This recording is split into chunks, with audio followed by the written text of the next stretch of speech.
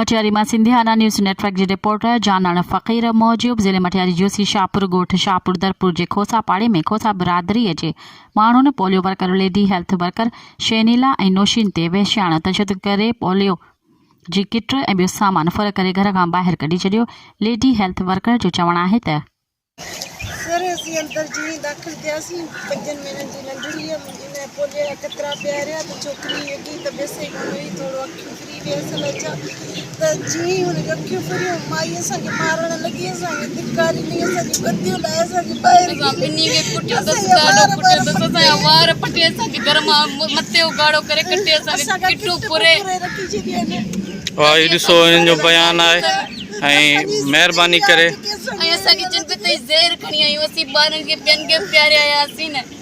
हुननि वधीक चयो त असीं 23 सालनि खां पोलियो में कमु कयूं पिया। असीं ॿारनि जा दुश्मन न आहियूं, असांजा बच्चा आहिनि। असांजो फ़र्ज़ु आहे हर ॿार जी ख़िदमत करणु जेका असीं करियूं पिया। असां सॼे शहर शाहपुर में पोलियो जा फुड़ा पियारिया आहिनि।